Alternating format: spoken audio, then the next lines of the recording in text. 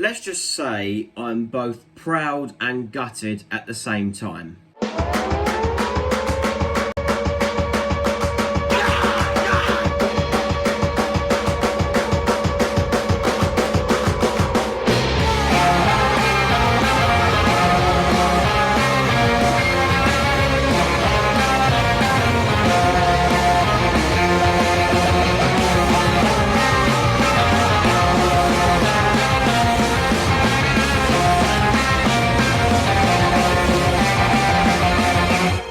Hello guys, welcome back to Palace Mad Mason. It's been nearly a day since this game kicked off because I had a work opportunity. I haven't had the time to make this video at all. But I'm here now, full time at Selhurst Park. Crystal Palace 1, Liverpool 2. It is another defeat, and it was a defeat that I was expecting against second in the Premier League. Yeah, it was just a game that I was expecting to lose. We went into this game very negatively, let's say, losing to Everton, Bournemouth and Luton in quick succession in the space of a month, really. Staring down at the bottom rather than looking up, which was what we was promised at the end of last season, and I've repeated myself over and over again, but there you go. Liverpool are looking in a completely different direction towards the top of the Premier League to try and win the league. So we always knew going into this game it was going to be tough. Roy Hodgson set up in a very weird way, I can't lie. Didn't start Elise, for one, who is the most dangerous player in our team, apart from Eze, who's injured. He started Jordan Ayew over him, which I thought was quite weird. Started Will Hughes as a 10, starting Schlupp on the left. I thought it's a recipe for disaster. No Tyreek Mitchell either. It was Nathaniel Klein's first Premier League start of the season at right back, with Joel Ward moving to left back. And after the defeat against Bournemouth, we could have absolutely crumbled. But first half we played really well. Do I agree with the disallowed penalty?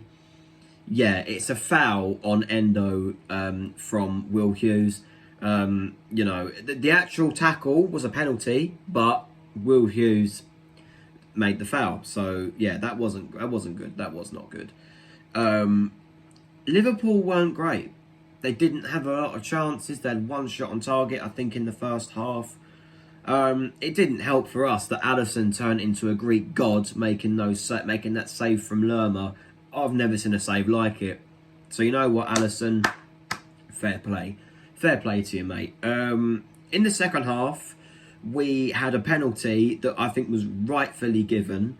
And Jean-Philippe Mateta, who come on for the injured Odsonne-Edouard, I'll come on to that in a minute, scored his first Premier League goal of the season to make it Palace 1, Liverpool 0. And I genuinely thought, watching this game at my work opportunity, I genuinely thought that we were going to be facing our first home win since the 3rd of September, and we were going to, you know, thrive in this game and somehow beat Liverpool. That no one was expecting us to do.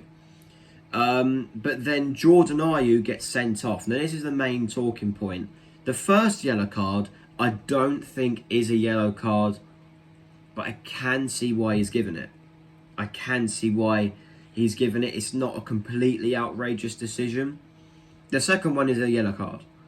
Stopping a counter-attack, I mean, that is a yellow card. If, I don't know, Salah did that to us, I'm expecting a booking. So I expect a booking for Ayew as well, which means he's now facing a one-game ban. But never mind that for now. The goal from Salah came straight after the red card, so I do blame Jordan Ayew for that. Then, in the 86th minute, Sam Johnstone goes off injured. Now this is what we all feared, because Dean Henderson's injured. The guy who we spent £20 million on, believe it or not. He's still injured. Now Johnston's injured. On came, for the first time for Crystal Palace at 29 years of age, Remy Matthews, who is signed on a free from Sunderland, probably, I think it was before I started this channel, about 3 years ago. And he was a flop in League One for Sunderland. And I knew that he was not going to win us, that would keep us level. And even though that Harvey Elliott winner is a thunderbolt and a brilliant goal, I just knew that... Would Johnson have saved it if he was in nets? Maybe. but I haven't got a crystal ball. So we finished the game 2-1. Now, in terms of the position of the manager, I stand by my claims. I do think Roy Hodgson has to go because the damage has been done.